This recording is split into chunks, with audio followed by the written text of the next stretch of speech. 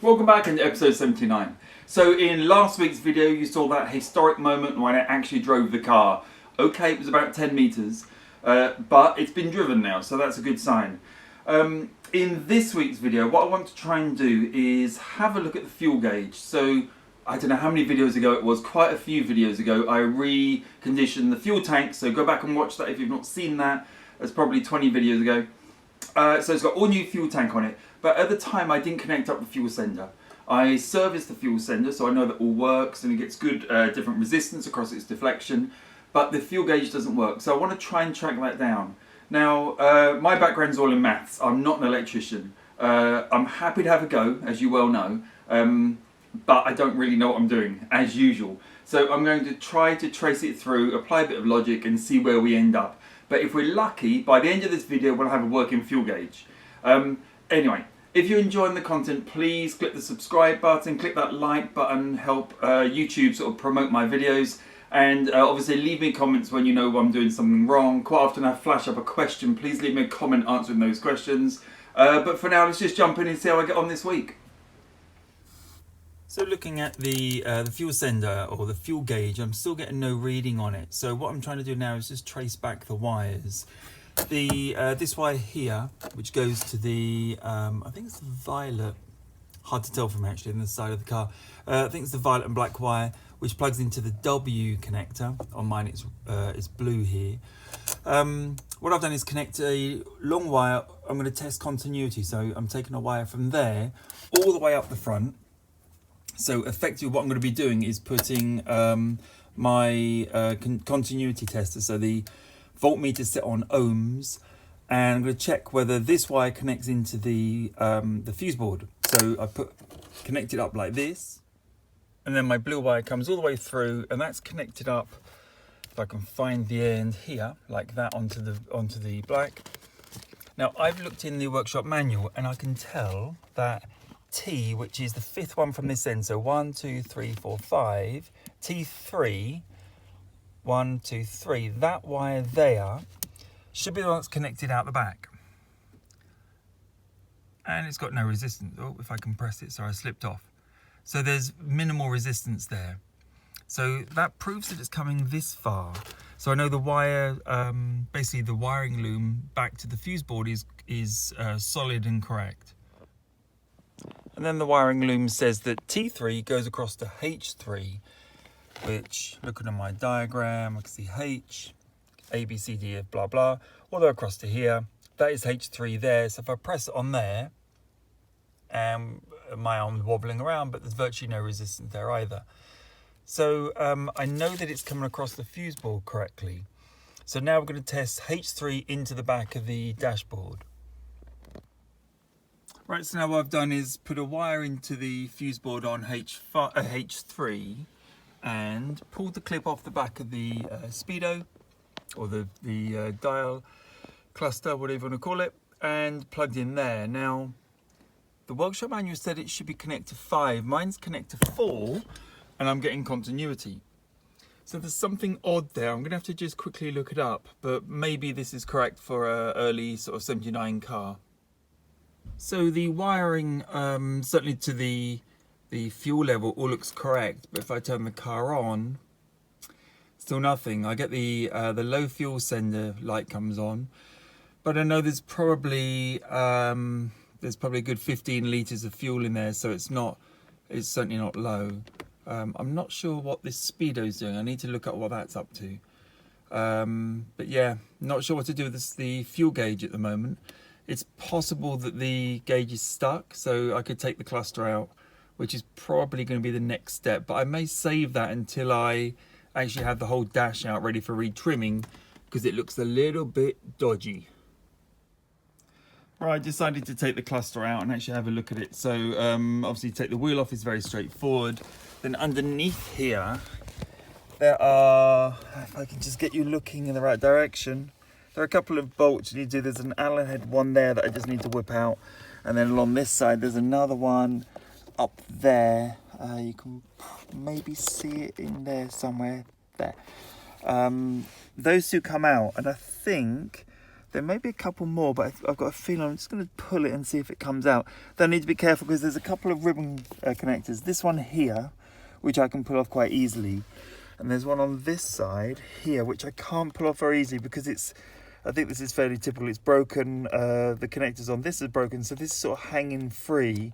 And this may be, I don't think this one actually does anything with the fuel gauge or the tacho, which are the two dials that don't work on mine. But it probably is a little bit dubious hanging like that. So we'll have to have a look at what we do with it. So with those two screws undone, I'm just giving it a little pull and just see if it's happy to come out yet. No, there's something just here. So I'm gonna have a quick look underneath there. There must be some bolts. Right, yeah, there are two bolts pretty much there and there. That allows this indicator assembly to come out the way, which I don't actually need to take off, I don't believe. I just, if I pull it forwards enough. What I'm gonna do now is go underneath and just check there's that one ribbon cable here. If I can tease that apart, I think the whole assembly will just come out. Yeah, that's the ribbon connector that's holding it all together still. And I'm hoping I can get a screwdriver in. If you can see, I think it's really a two-hand job, so I'd love to film it. I've got to try and tease it apart, and then I think the whole thing will just sort of come out. Right, after a fair bit of fighting, I have it out. Obviously this I've just sort of left up, but we can pop that back down in there now somewhere, make it a little bit tidier. But we've got it out. My problem was that I hadn't fully removed this bolt, which is actually holding the cluster back onto the sort of binnacle, whatever you want to call that, the dash itself. So remember to take that bolt out. And now we can take this over to the bench and have a look at it and see if we can test the fuel gauge. So I've got the cluster out on my bench and I'm trying to still look into the fuel sender not working. So I rebuilt the fuel sender, so I'm pretty sure that's all present and correct. I've tested continuity of the wires all the way to the back here under the dashboard, and that all looks okay. So now, obviously I've whipped this out, we're gonna have a look. What I can see though, so on a 78, 79 car, L4 is used to connect up the sender level. On the later cars it's L5, but L4 on my one. So if I put you know, my meters on ohms, so it's checking for continuity. Obviously if I touch there, no resistance. Touch on the actual wire itself, it's fine. If we trace this down, comes around here like that to there. Oops, sorry, not actually on the target of mine. So let me just do that again for you. Comes down, goes down there, around this bulb, and we get to here. Now at that point, if I just zoom you in, hopefully you can see it's actually broken. So the cable should be across that bit there that I'm just tracing. There's nothing there, it stops here and starts again there. So something's happened, whether it's burnt through or corroded, I can't tell, but I can see there's definitely no metal there. And this sort of plastic foil is very puffed up there. If I touch somewhere else, like here, it's pretty solid. I think I'm fairly limited on options what I can do here. With this brake, I think what I need to do is probably, I need to see how it connects underneath. It goes underneath this black plastic. Whether it just connects directly to this, this bolt here, or whether there's something else going on. From what I read online, this holds the actual gauge in place. So I think what I need to do is take the front plate off, the glass on the front, which is done with these screws all the way around. I don't want to turn it over too much, but just to sort of show that aligns the gauge there. So it's going to be these two bolts, presumably hold it in place. And just have a look underneath what's going on there. Then we can assess whether I could try a little solder sort of patch across here, or whether I just run, if pretend it is from there, I could run a wire from there straight over to the actual connector up here. I'm just trying to assess which is the best route to do. You know, I could expose the wire here and solder directly onto this sort of contact, probably fairly easily, or expose it here and solder on here, you know, a wire across like that. But first, I think we just need to open it up and have a look. Now, I want to be super careful with this because, you know, these are expensive things. I don't really want to damage it.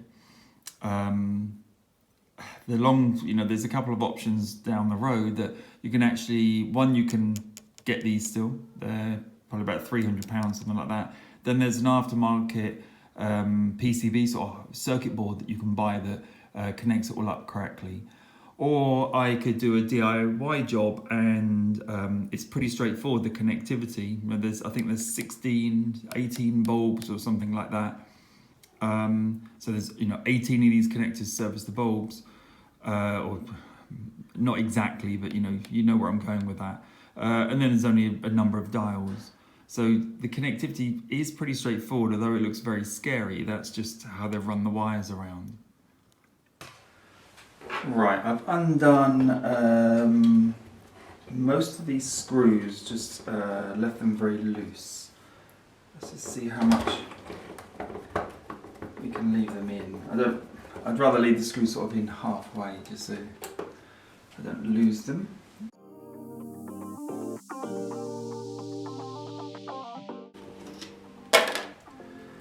Right. Okay. That's what we see when we take it apart. We just got the screen, everything separate, and this is just the dials. I just don't want to damage anything, so have a quick look. And you can see on my dials, they're very, very corroded, the fronts of them. So if I can put it down that way. So I'm looking at getting replacement dial faces. They're very faded as well, but I mean this is completely obliterated really. Yeah, it's not very good. So we can look at that, that's fine. This is our current interest though, the fuel level, fuel gauge. So what I'm waiting for is this new soldering iron to arrive tomorrow. Then we can solder up I want to put a fuse on the live wire, and we'll just power this up. And we can test each gauge sort of separately. Obviously I'm going to struggle with things like the odometer and the tacho, not odometer, the speedo and the tacho, because they need a pulse input, so I won't be able to do that. But the other ones, we should be able to do. Little bug stuck underneath it there. Put it back on there while I undo these, and we can have a look what the connection is underneath that plastic.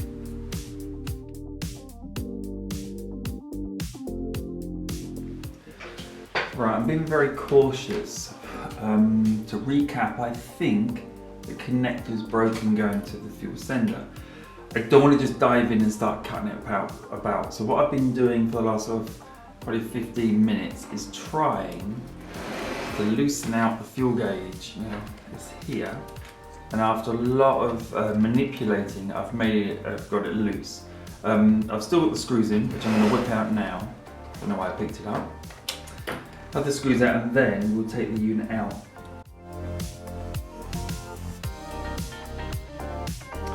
Right, with the actual gauge removed, which is over here, you can actually start looking.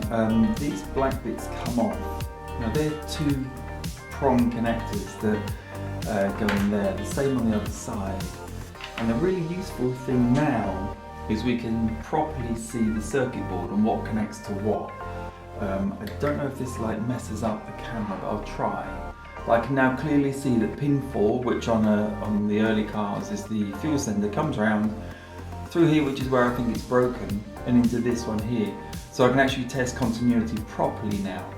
What I noticed though, that these connectors are very corroded, so they need properly cleaning up. I've got some electrical connection cleaning stuff coming today as well.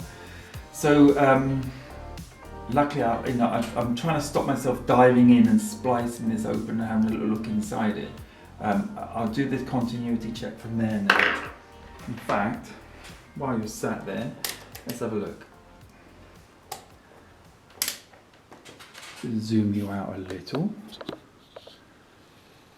You can see properly. So I'm going to put it on there. So we've got continuity, and look at that. No break. Isn't that interesting? It really looks like it's broken there. There is no break.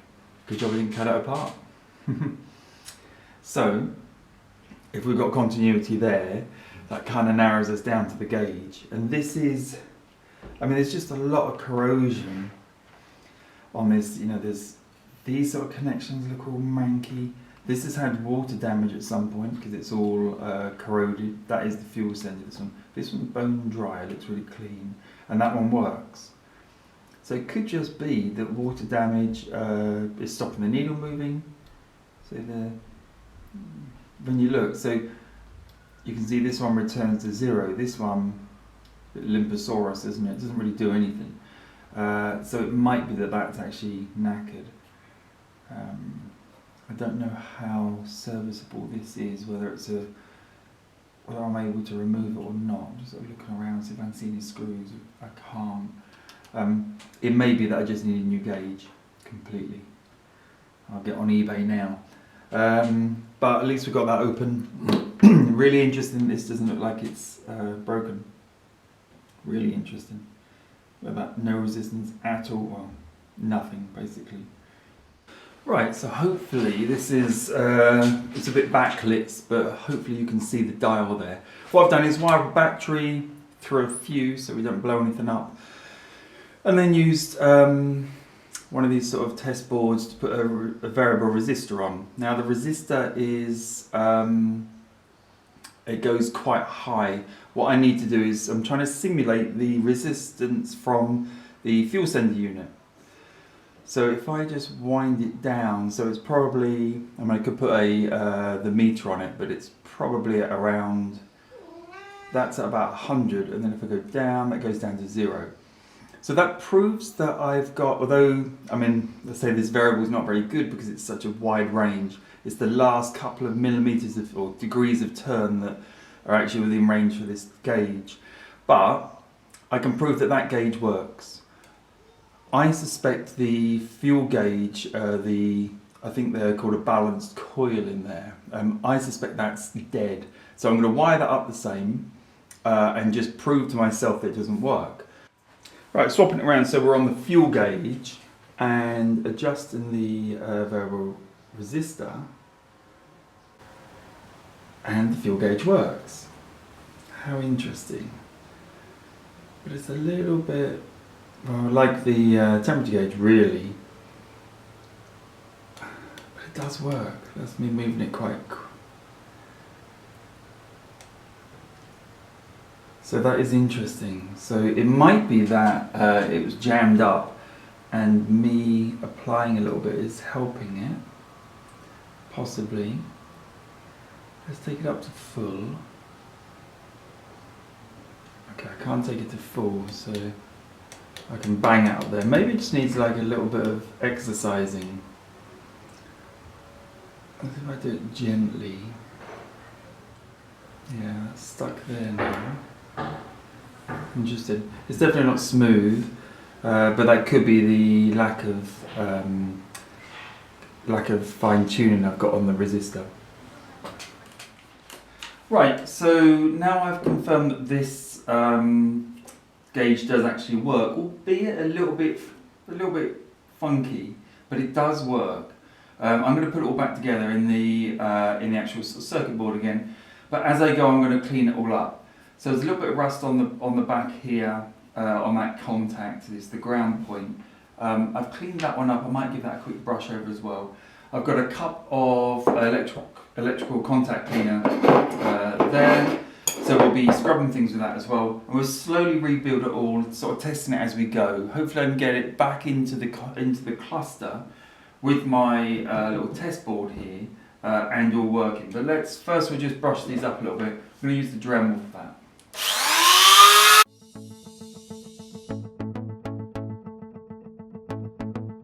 There we go. So they're nice and clean now. So let's get the cluster board and we'll start putting it back together.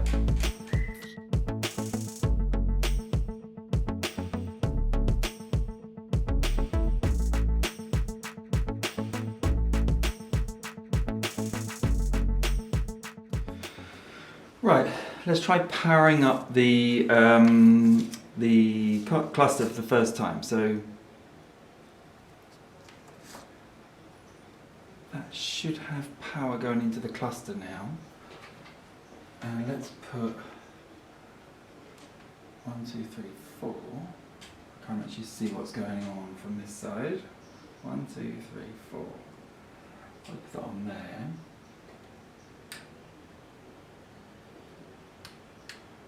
Okay, so I can prove that that dial does still work in the cluster, so the wiring is okay. I also noticed the fuel pressure's gone up, so clearly, unplug it. Clearly that's getting some charge over this side of the cluster as well. We'll be testing all of these dials as we go. But that's looking pretty good, I think. Right, I'm going to call it quits there. So to recap, I've proven that the wire from the fuel sender all the way through to the dashboard now works, or is correct. I've proved that one, I can get the cluster out. Two, that the cluster is actually working, even though I thought the wiring loom inside, or the little wires inside the cluster were broken. They aren't broken. And I've had the fuel gauge out, we've proven the fuel gauge works. So all assembled back and it all seems to work. So I can only put that down to a dirty connection. And there were a lot of very dirty connections. Clearly had some water in there at some point, because that little, I think it's called a balance coil thing, like a motor I guess, that moves the needle, is really corroded. And at some point I'll try and replace that. If anyone knows the link and the piece I need to replace, let me know. I can just swap it in and out. But I'm going to call it quits there on that part of the cluster. I'm going to go ahead and test all the other gauges where I can. I'm not sure I can do the tacho and the speedo, but I can definitely check the other ones work and get that fitted back in the car. That's a really positive step forwards. But I am going to leave it there this week. That's enough for one session. And remember, click the subscribe button please, click the like, leave me comments, and I'll see you next week.